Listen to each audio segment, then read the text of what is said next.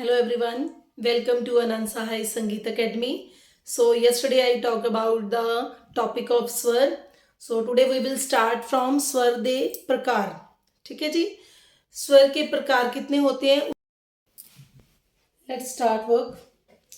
So स्वर के प्रकार. स्वर के जो प्रकार होते हैं वो दो प्रकार के स्वर होते हैं. ठीक है जी. जैसे हमने कल पढ़ा था, स्वर एक बहुत ही सुरीली आवाज और आकर्षक आवाज होती है.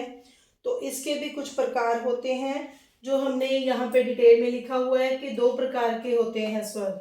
एक शुद्ध स्वर होते हैं, दूसरे विकृत स्वर होते हैं. तो शुद्ध स्वर जो होते हैं वो कौन से होते हैं? जब स्वर अपने मेन निश्चित स्थान से, जो उसका स्वर का स्थान दिया हुआ है, अगर उस स्थान से, जैसे ये स्वर का स्थान है, तो उस स्थान से ऊपर हो जाना, नीचे हो जाना, इसके बारे में हम जानेंगे. स्वर का ये स्थान है और स्वर अपने निश्चित स्थान पर ही रहे. ठीक है. जब स्वर अपने निश्चित स्थान पर रहता है तो उसे हम शुद्ध स्वर कहते हैं. इनकी संख्या एक सप्तक में स्वर होते हैं, सारे गामा पा धा नी. तो इनकी संख्या जो है 7 होती है. शुद्ध स्वरों की संख्या जो होती है वो 7 होती है. जैसे ये शुद्ध स्वर हैं तो उनके प्रकार जो हैं वो इस प्रकार है: सा रे गा मा पा ध नी. तो ये शुद्ध स्वर है. नेक्स्ट हम जानेंगे तो उसी जगह पे हमारा स्वर रहता है, आगे पीछे नहीं होता. ठीक है जी.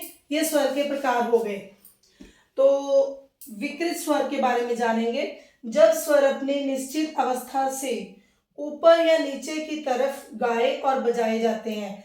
ये जैसे मैंने आपको पहले भी समझाया, ये स्वर का स्थान है सा रे गा मा पा धा नी. ठीक है जी.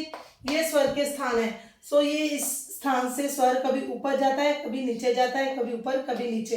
तो इस स्थान से जब स्वर हट जाता है, ठीक है जी, ऊपर या नीचे की तरफ गाए और बजाए जाते हैं, तो उन्हें हम विकृत स्वर कहते हैं.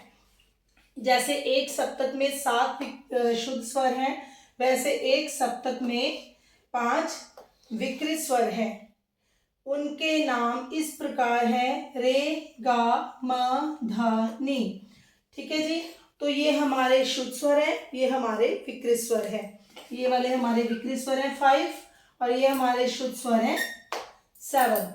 तो आज इनके बारे में ही हमने करना है, शुद्ध स्वर और विकृत स्वर.